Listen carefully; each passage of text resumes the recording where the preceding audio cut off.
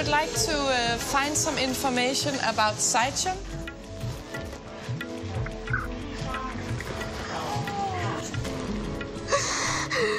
Jeg håber selvfølgelig, hun er derude et sted. Saichon, som bor lige herovre, blev født for 28 år siden i Thailand. Hun aner ikke, hvorfor hendes biologiske mor efterlod hende på et børnehjem dengang, før hun blev adopteret til Danmark. Selvom Saichon har haft en god og tryg opvækst i sin danske familie, føler hun sig stadig meget nært knyttet til Thailand, som hun tit har besøgt. Nu venter Saichon sit første barn, og hendes ønske om at finde hendes biologiske mor har aldrig nogensinde været større.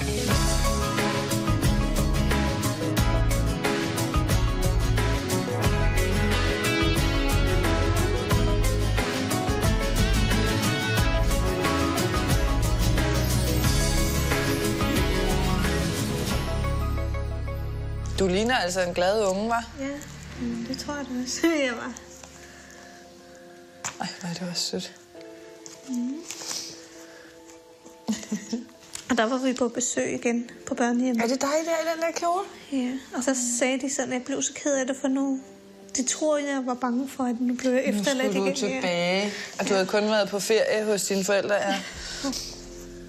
Saichon kom til verden på et hospital i Thailands hovedstad Bangkok for 28 år siden. Efter at have tilbragt de første 3 år på børnehjem, blev hun adopteret af sine danske forældre, som i forvejen havde en biologisk datter.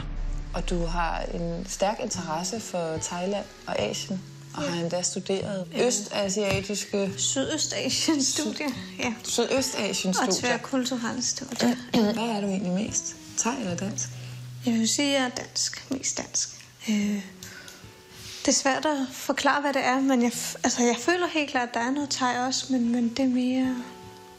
Det udseende og det interesse meget. Altså, jeg interesserer mig rigtig meget for Thailand og føler også en tilknytning. Hvor kan du genkende dig selv i Thailand? Jamen, jeg synes, jeg er meget sådan smilende og rolig. Sådan, de har det med, at man ikke taber ansigt, skal man sige, sådan offentligt. Og altså, jeg kan da godt vise følelser, men jeg synes, jeg er meget sådan rolig af natur. Det synes jeg egentlig også, de her tingene går meget stille og roligt. Saichon har haft en god og tryg barndom, omgivet af sine forældre og sin 2 år ældre storesøster. Senere voksede børneflokken til 3, da forældrene fik endnu en biologisk datter. Selvom jeg er adopteret, har jeg aldrig følt mig sådan, at jeg skilte mig ud på en dårlig måde. Hverken i familien. Altså i familien har det nok været måske næsten modsat, at jeg har følt, at de har taget lidt med hensyn til mig, eller at de har været lidt mere bekymrede, og synes jeg er lidt mere følsom end de andre. Så på den måde har der måske været lidt... Jeg behandlede mig lidt anderledes, men ikke på en dårlig måde. I dag bor Saichon i København og er gift med sin kæreste gennem 12 år, Kasper. Nu venter de deres første barn. De ved, at det bliver en dreng, og han skal hedde Kai.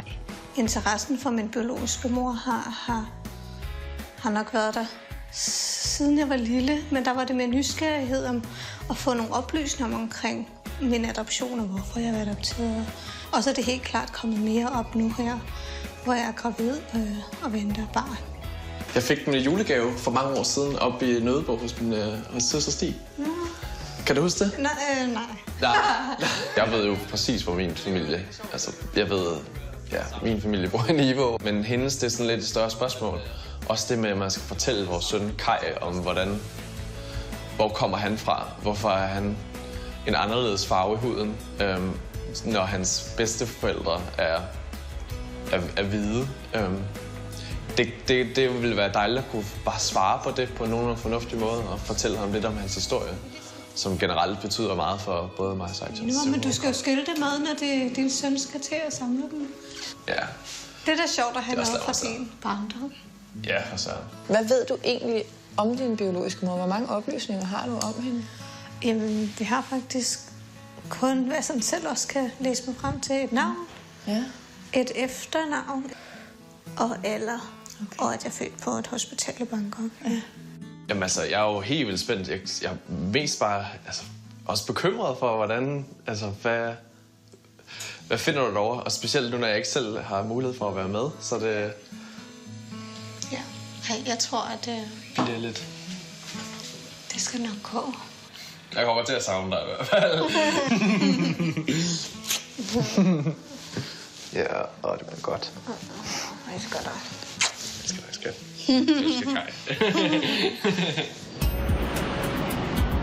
Efter at have fløjet i 11 timer, er vi endelig fremme i Thailands hovedstad Bangkok. Vi har besluttet at begynde eftersøgningen af Saichons mor den næste dag.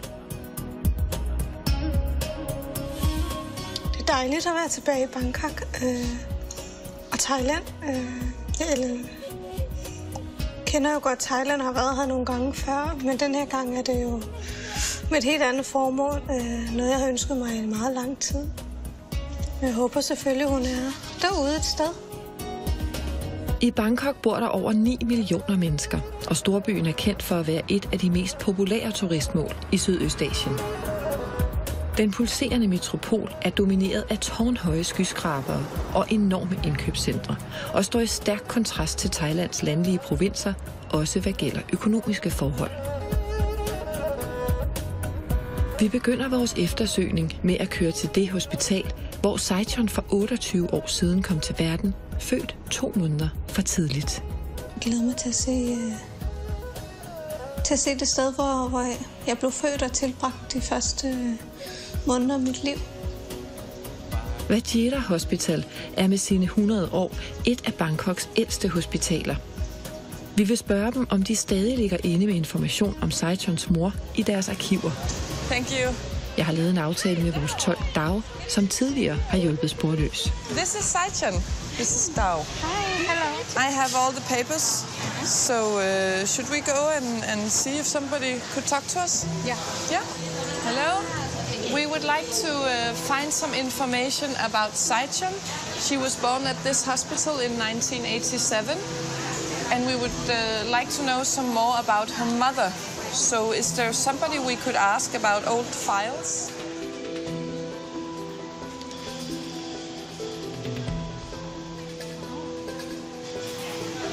Er der sommerfugle i maven ved siden af babyen?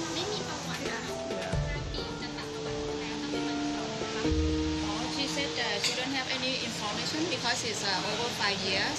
They will just delete all information. They delete everything? Yeah. Okay. Nå, så efter 5 år, så sletter de alting? Jo. Jeg har jo sagt til mig selv, at jeg ikke skal have nogen forventninger, men så alligevel kan jeg godt mærke på en reaktion, at det havde nok alligevel, og det var lidt, hvad kan man sige, det er lidt, ja, ikke ubehageligt, men det er mærkeligt at stå og forvente noget andet end det, man så får vi vide. Nu hvor vi er her, skulle vi så spørge, om vi må se fødeafdelingen der, hvor du sikkert er født? Bare lige for at se det. Ja, ja. Der er alle papirerne inde der. Ja, ja. Tænk, de kun gemmer det i 5 år. Det er ikke så meget. Nej. Nej, hvor fint. Måske man kunne lægge det i størrelse. Nej, hvor fint. Viking. Han kommer ikke til at ligne en viking. Det er i hvert fald helt sikkert. Ja, jeg lægger det lige her. Så. Da vi kommer op på gangen, den fødegang, hvor jeg åbenbart har ligget, da jeg var lille, der synes jeg, det er helt fantastisk at se. Der er de små babyer. Ja. Det kunne også være sådan nogle for tidligt fødte, ligesom mig. Så du har været halvt så stor som de her små nogen, der ligger der? Ja. Så jeg sikkert måske ligge sådan en derovre. Kuvøse. Ja, sådan en kuvøse. Nå, det er så... det bliver helt... Bliver du helt rørt? Ja. Ja, det kan jeg godt forstå.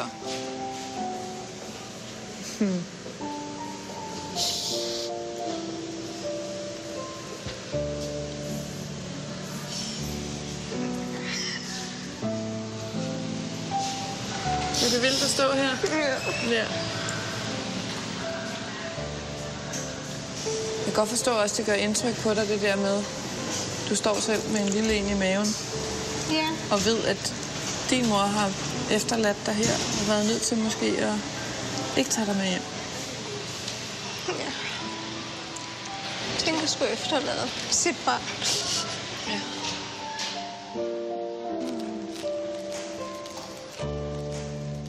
Hospitalet kunne altså ikke hjælpe os.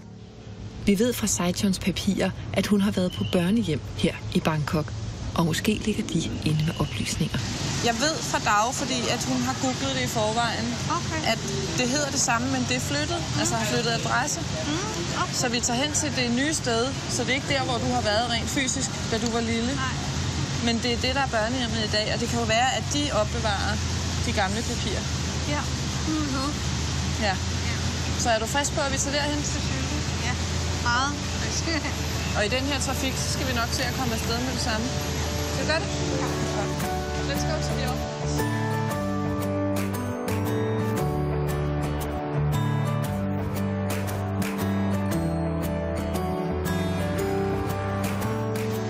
Sparker? Ja, lidt. Kan du mærke? Ja, jeg ved ikke, om du kan mærke. Jeg kan godt mærke, at der er lidt liv derinde. Er du okay ellers?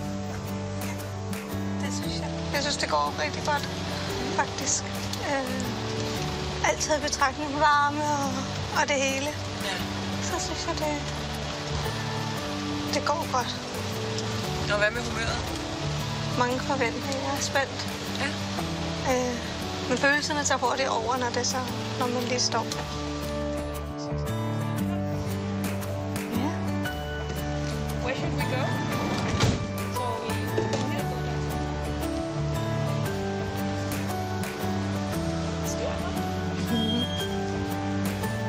Det ser i hvert fald ret stort ud.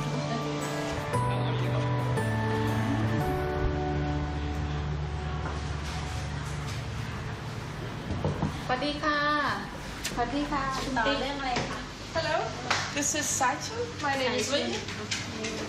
Saichon was at the orphanage when it was somewhere else with another address.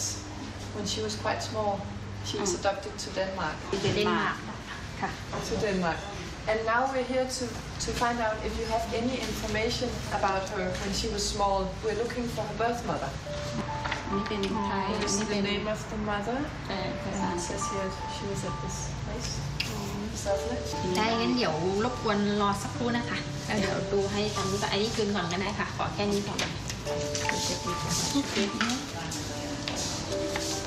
Okay. Spændende, hvad hun kan finde. Da vi ankommer til børnehjemmet, der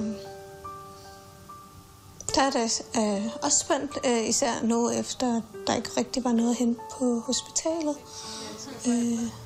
Og håber, at nu er det nu, at vi kan få lidt mere at vide. Can we just go in?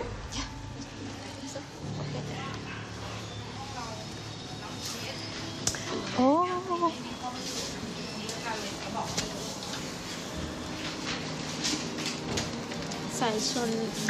Lederen af børnehjemmet kan ud fra deres optegnelser se, at Saichons mor efterlod hende straks efter fødslen. Saichon var på hospitalet uden sin mor i godt 6 måneder, før hun ankom til børnehjemmet. Does it say anything about Saichon's mother? Because we're looking for her. Hun fortæller os også, at børnehjemmet ikke har andre oplysninger, der kan føre os til Saichons mor. Lederen anbefaler os i stedet at opsøge det lokale kommunekontor her i Bangkok. Men vi vil godt lige se børnehjemmet, ikke? Jo, og det var rigtig fint, de er stadig klar stående. Ja, du stod i arkivet.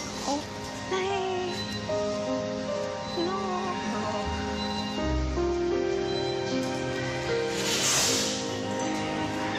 Hallo. Jeg vil rigtig gerne møde de små børn, hjemløse, forældreløse børn, og se, hvilke forhold de leder under, og se måske sig selv. Du er den søde lille en. Hallo. De ser egentlig ud til at have det godt og har gode forhold, så det gør mig ikke helt så ked af det. At se dem. Det gør mig faktisk glad, at jeg kan se, at det ser ud til, at de har det godt. Bye bye. Pas på fingrene. De venter sikkert alle sammen på at blive adopteret. Ja, det er også det, jeg tænkte, der var lige røg chancen for lige at... Har du lige lyst til at få dem alle sammen med, eller hvad? Og jeg tænker mere, hvad de tænkte. Nå, ja, du tænker, at de tror, vi kommer for at tage dem med? Ja, altså de ved det sikkert godt, at vi er der, men det er vel altid et håb, man har. Ja. Kan man komme? Ja. Det var rigtig godt, det var rigtig hyggeligt at se.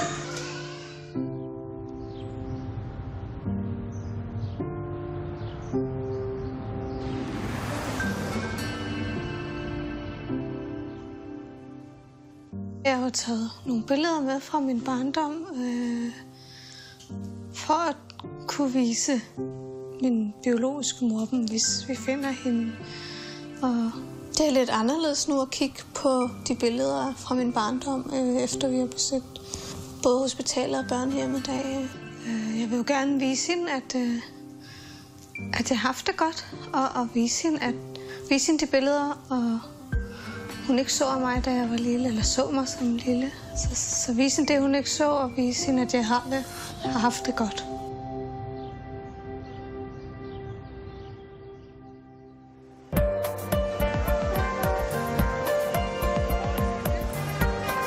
Vi er på vej hen til det lokale kommunekontor, som lederen af børnehjemmet anbefalede os. Hvis Saichons mor har haft bopæl i Bangkok, så er der en chance for, at hun står opført i deres register. สวัสดีค่ะค่ะ Hello. จะขอพบหัวหน้าทะเบียนนะคะจะสอบถามข้อมูลค่ะด้านนี้นะคะโอเค What did she say? She suggests us to go yeah Okay. We have an old piece of paper because we're looking for Saichon's birth mother. It says here, Galong Bonjen.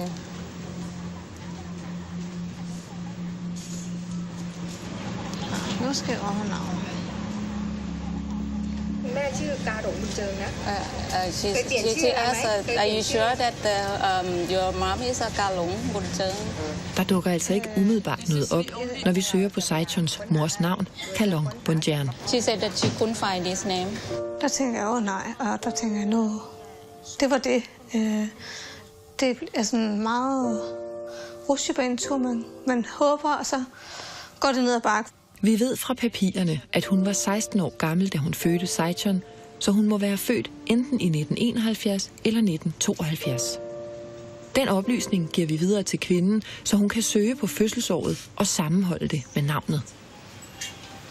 อันที่ตรวจสอบแล้วนะคาดว่านะน่าจะเป็นคุณแม่นะน่าจะใช่เพราะว่าดูจากตั้งปีพศก็ใกล้เคียงและชื่อก็ใช่ตอนนี้ที่ตรวจสอบก็คืออยู่ที่เชียงรายนะคะอยู่บ้านเลขที่294หมู่8ตำบลพลึ่งอำเภอเชียงของจังหวัดเชียงรายนั่นหมายถึงก็คือแต่ตอนนี้เปลี่ยนนามสกุลไปแล้วถ้าเป็นไปได้คือต้องลองไปติดต่อตรงที่เชียงรายดูนะคะดูบ้านเลขที่เนี้ยเป็นบ้านนะคะถ้าอาจจะเป็นคนเดียวกันก็ได้นะคะ She said she found there's only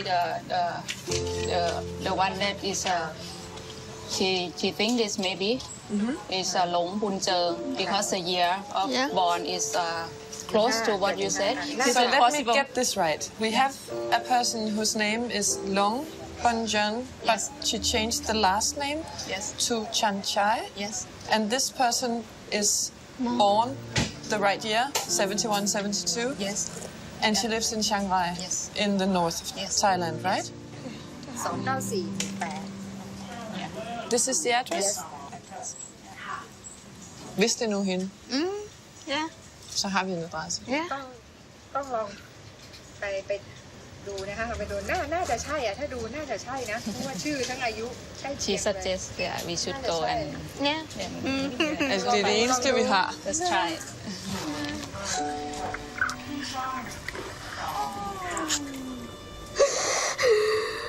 Hva?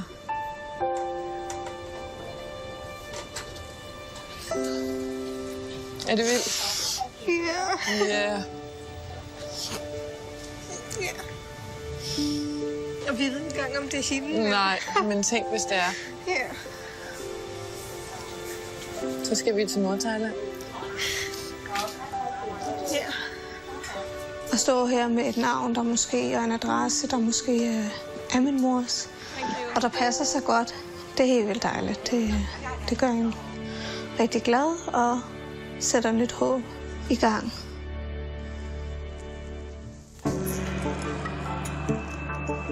Vi har altså fået en adresse på en kvinde, som muligvis kan være Saichons biologiske mor. Vi flyver derfor til Chiang Rai i det nordlige Thailand. Her bor ca. 200.000 indbyggere, og provinsen er kendt som porten til den gyldne trekant, fordi den ligger, hvor Thailand grænser op til både Burma og Laos. Tidligere var Chiang Rai mest kendt for sin enorme produktion af opium og heroin, en produktion, som i dag er stort set indstillet. Vi ankom til Chiang Rai i går aftes her i det nordlige Thailand, og jeg har valgt at lade højgravide Saichon blive hjemme på hotellet i dag.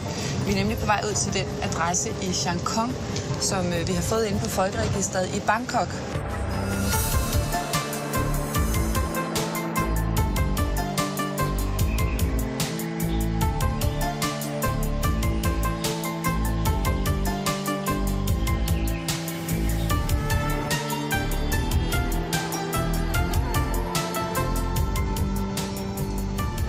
Can you help me tell me a little bit about this area we're going to, Chiang Khong? Yeah. What kind of place is that? This one is a small district. It's a border close to Laos and Burma. What do people who live here, what are they doing? Are they farmers or what do they do for a living? Yeah, they're farmers. They do fishing from the Mekong River. Yes. What about the economy? Are they very poor or is it middle class or what can I expect to see when we get there? I think it's poor. It's poor. Yes.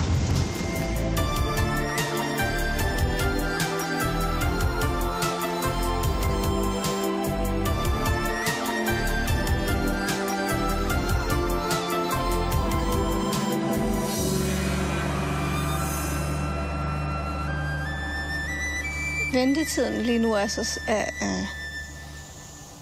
så hård, at jeg har haft lyst til at vende om, og så droppe det hele, eller hvad man kan sige, få lidt kolde fødder, jeg bliver bange, og jeg bliver nervøs. Det har erstattet lidt. Den der spændthed, nu er jeg mere bange for, hvad der skal ske, og det tider som nu, at man savner sin mand og sin familie, mor og far. Men er der 10 forældre derhjemme. Selvom de egentlig ikke kan forstå, hvordan jeg har det, så er det bare rart. Så kunne det være rart at kunne snakke med dem om det, og at de var her. In my experience, sometimes it's really hard, even though you have the correct address, it's really hard to find the right place. Yes. What would you say about this address? Yeah, because in Thailand we don't have a system that will follow the number. It's depend on the house. When you build a house first, you will get the numbers first. Yeah. So quite difficult to find it. It could be any house in that little place actually with this number. Yes. Who could we ask about this house? Yeah. Who would know the whole village? Okay, I think the leader of the village could know. Dag har lavet en aftale med landsbyformanden. Vi vil spørge ham, om han ved, hvor vi kan finde den adresse, som vi fik udleveret på kommunekontoret i Bangkok. Hello. Thank you for helping us. We have an address, I hope, in this village. ค่ะเรามีที่อยู่เนี่ยนะคะเราจะตามหาหลงชัยชาญนะคะที่อยู่เนี่ยไม่ทราบอยู่ตรงไหนคะอ๋อหลงชัยชาญใช่ไหมค่ะอ๋อมันคงอยู่ที่โน่นนะฮะซอยขึ้นอ่างเก็บน้ำอ่างเก็บน้ำใช่โอเค So we have to go back that way. Yes. Okay. ฝั่งนู้นใช่ไหมคะ Yeah, have to go back that way. Can you come with us and show us where it is? Okay. พี่พาเราไปได้ไหมคะขับมอเตอร์ไซค์ไปได้Okay. Yes. Do you want to come in the car or? Oh, okay. Perfect. Jeg håber, at Rie vender hjem og kan fortælle, at det er min biologiske mor, som vi har fået den adresse på, og at det er hende, hun finder. Og det gør jo også, at hvis det så ikke er det, så bliver jeg selvfølgelig skuffet. Og så samtidig har jeg den her frygt at få hvilket som helst svar.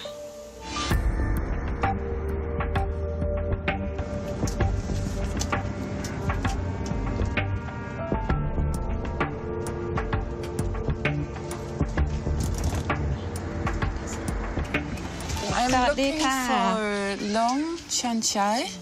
พี่หลงชันชัยใช่ไหมคะชัยชาญ Chai Chan. หลงชัยชาญ Long Chai Chan. Can I come in and talk to you, please? Thank you. I think maybe the leader has talked to her in advance. Yeah, maybe. Because you know she was waiting for us. Thank you for letting us in. I am looking for a woman who was called Galong Bonjan before. Is that you? Yeah. That is her? Yes, ma'am. I have to ask you if you gave birth to a daughter in 1987 and that you gave this child up for adoption. Yes. Yes? Because actually I am here because she is looking for you. She was adopted to Denmark and now she has come back to Thailand to find you. Yeah, she is. Yeah. Yeah. That must be overwhelming. Yeah, of course. She's very happy. Yeah. Kvinden på adressen bekræfter altså, at hun er Saichons biologiske mor. Vi tager derfor den lange køretur tilbage til hotellet i Chiang Rai, hvor jeg vil fortælle Saichon de gode nyheder. Long drive. Yes. Well, I think that I'll just go and tell Saichon what we experienced today. Yes. And yeah, see you tomorrow. See you. Okay? Yes. Yeah, have a good night. Yeah. See you. You too.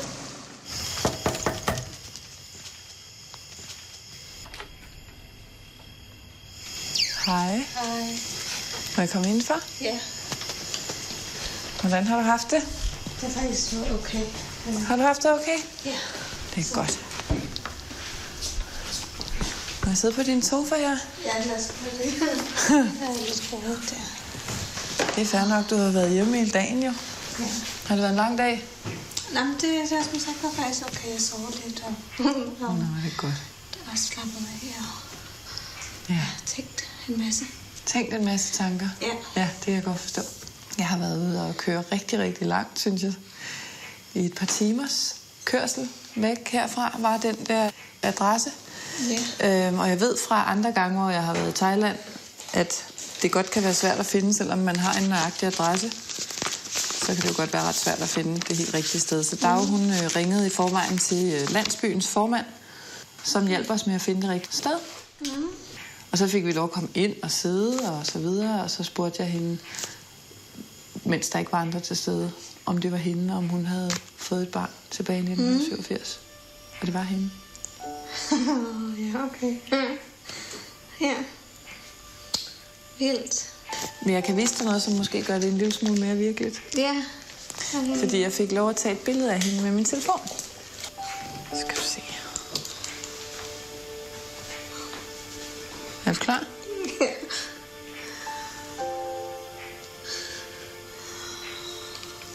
Er du klar? Ja, hvis jeg kan sige noget.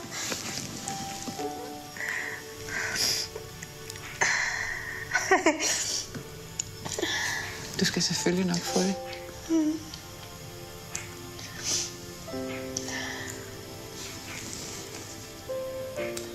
Det er første gang nogensinde, du ser din biologiske mor. Ja. Hvordan er det? Det er jo virkelig. Jeg har drømt om det her. Jeg så et billede af hende i en drøm, men der var ikke noget på selve billedet. Fordi jeg kunne jo ikke sætte et billede på hende. Et ansigt på hende. Det er helt vildt stort, at jeg skal møde min biologiske mor for første gang i morgen. Jeg glæder mig til at se, hvordan hun tager imod mig. Hej. Hej, skat. Hej. Jamen, jeg har noget, jeg skal fortælle dig. Jeg har jo ventet i dag. Ventet hele dagen. De har været ude og kigge efter den adresse, vi fik her forleden. På, om det kunne være min biologiske mor. Og det viser sig, at det var det. Hold da kæft. Ja. Det var vildt. Det gider om at gå hurtigt. Ja. Nå, og jamen, jeg ved slet ikke, hvad man skal sige. Men god fornøjelse. Tak. Vi snakkes ved, ikke? Ja, pas på dig selv Tak. og Kai. Elsker dig. Jeg elsker dig, skat. Hej, hej. Hej.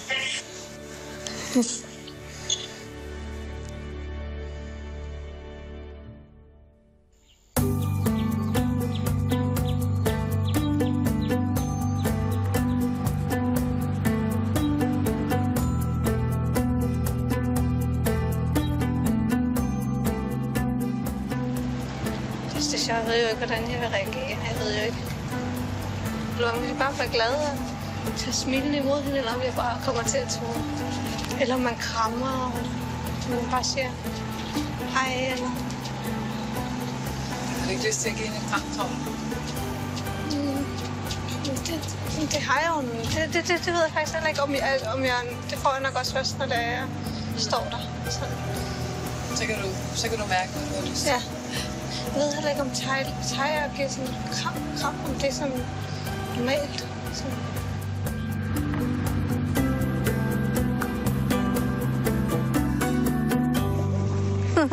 Godt klaret.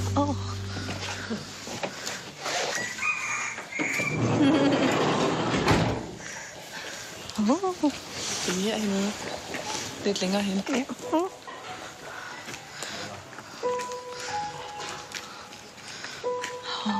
Ja, nu får jeg lidt mave.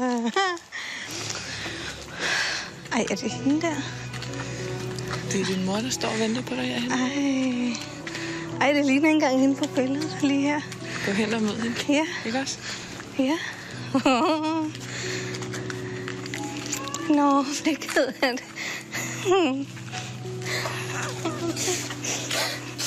Så kan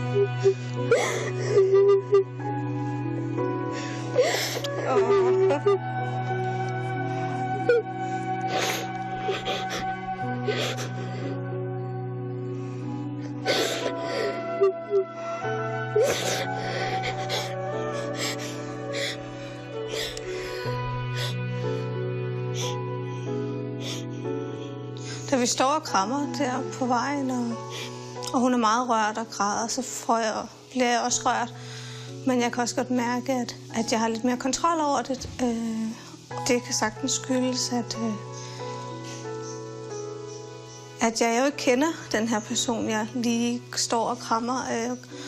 Godt nok har jeg fået at vide, at det er min biologiske mor, men jeg har aldrig kendt hende. Så jeg i virkeligheden står jeg og krammer et helt fremmed menneske. Det eneste, jeg ved, det er, at det er hende, der har født mig.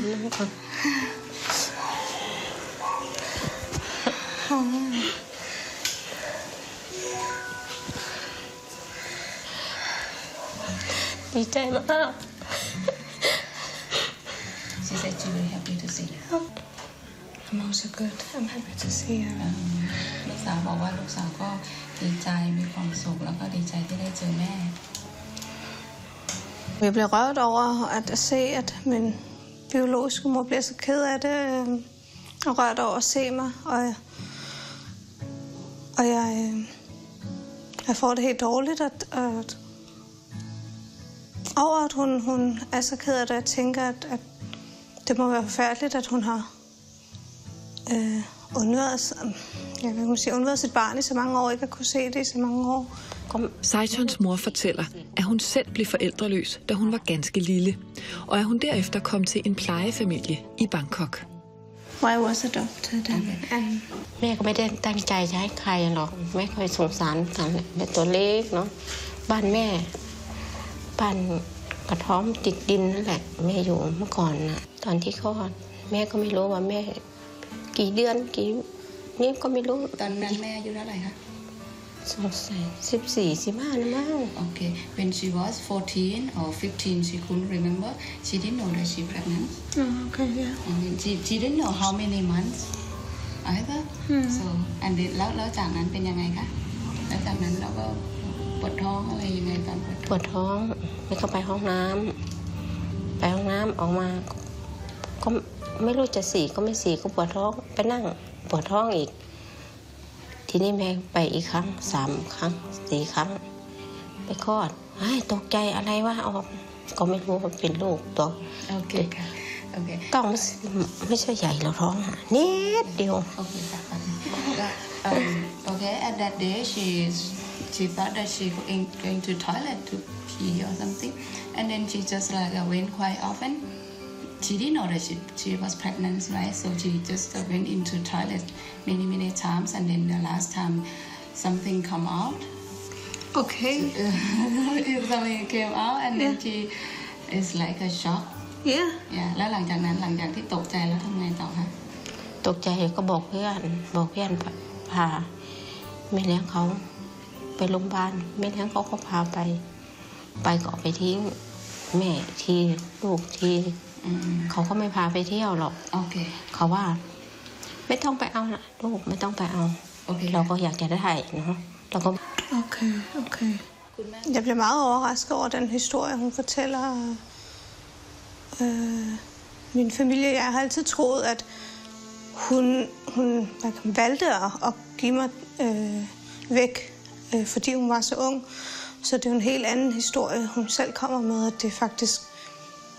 Jeg er faktisk lidt blevet taget fra hende, og hun ikke selv har valgt at give mig væk. Så jeg synes, det er en rigtig sørgelig historie. Hun bliver rigtig ked af det på hendes vegne. For selvom man nok aldrig har lyst til at adoptere sit barn væk, så havde hun slet ikke noget valg.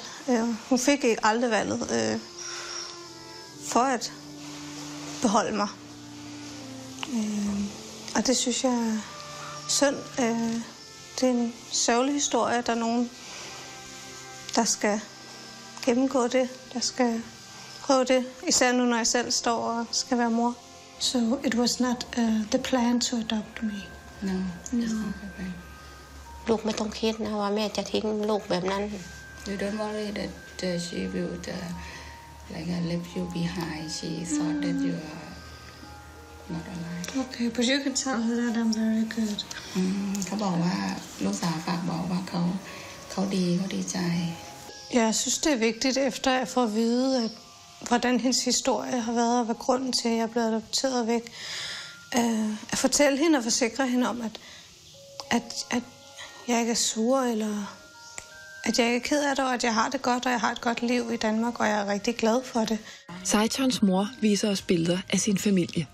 Hun fortæller, at hun ud over Sejchon også har en søn, altså Sejchons lillebror. Udover 2 søstre i Danmark, så har Sejchon altså også nu en bror i Thailand. Cool. Her. Ja, det er nå. Ja, yes. Det er jo bare det. Hej. กอดพี่นะกอดพี่นะกอดพี่อันนี้พ่อเดี๋ยวแดดเอาใน your step father สวัสดีค่ะ Det er nok. Da jeg får at vide, at jeg har en halvbror, så bliver jeg da lidt overrasket. Og da jeg ser ham, synes jeg ikke, jeg kan se nogle ligheder mellem os. Men jeg synes, det er sjovt at tænke på, at man har en halvbror. Og han virkede rigtig sød og flink og rolig. Jeg synes, jeg kunne se, hele familien var meget rolig, som jeg også selv synes, jeg er.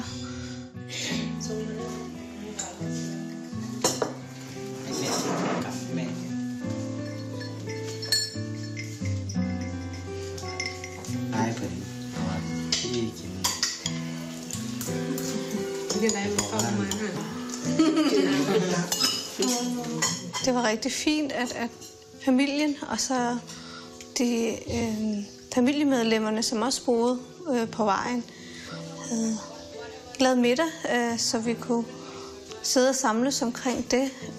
Og de var rigtig smilende og imødekommende, og man mærkede deres gæstfrihed, og at de tog imod mig lige så godt som min biologiske mor og hendes lille familie. Familiebåndene er lidt anderledes, end man måske ser i Danmark. Vi er alle sammen en stor familie. อาจจะคิดอยู่บางทีลูกคิดถึงแม่ลูกอาจจะมาได้ตอนนี้รู้แล้วว่าแม่อยู่ไหนแต่แม่นี่ไปไม่ได้แม่รู้ว่าแม่ก็ดีแล้วแม่ไม่สบายแม่ตายแม่อะไรแม่ก็บอกเขาไป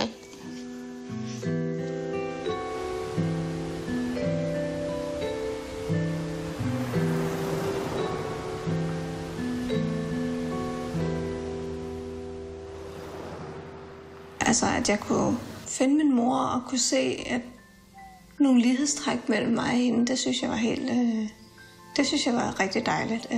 Det har jeg jo gerne vil i mange år. Kunne se på en person og sige, ja, hun ligner, eller jeg ligner hende. Og det synes jeg også, at jeg kunne. Jeg synes, vi har meget samme ansigtstræk, fyldige læber og den flade næse og runde kinder og øjnene. Jeg synes, der var mange ting, jeg godt kunne genkende. Det synes jeg var rigtig dejligt. Før hun tog afsted, var hun jo et stort spørgsmålstegn om alt, hvad der overhovedet var biologisk familie.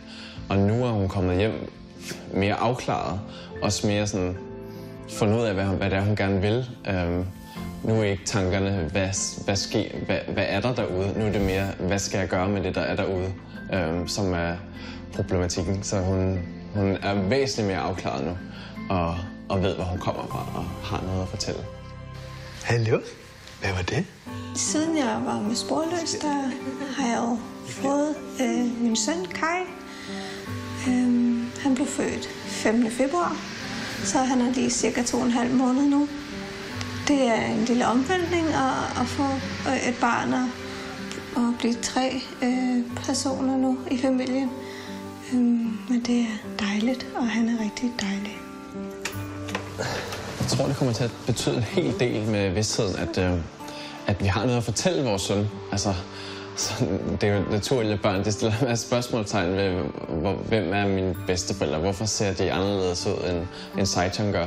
Og nu kan man faktisk fortælle, at det er fordi, at hun har en mor, som bor i et andet land, og der ser de ud sådan, og fortælle, hvorfor man så bliver adopteret. Det gør tingene det nemmere at skulle fortælle ham, hvorfor han ser ud, som han gør. Jeg ønsker dig. Jeg har fundet min mor, som jeg altid har ville. Så betyder det jo, at jeg tænker på det mere på den samme måde. Jeg tænker jo ikke, hvor er hun, og hvordan ser hun ud. Nu ved jeg det. Så når jeg tænker på hende, så har jeg et billede, og jeg har et billede, hvor hun bor, og hvordan hun ser ud.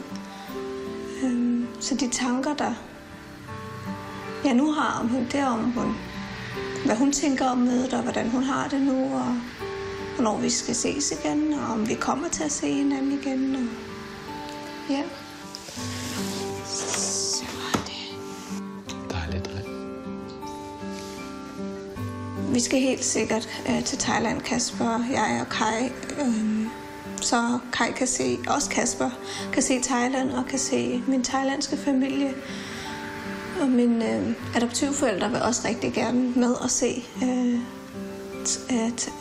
min biologiske familie. Og de er lige så interesserede i det, som jeg er.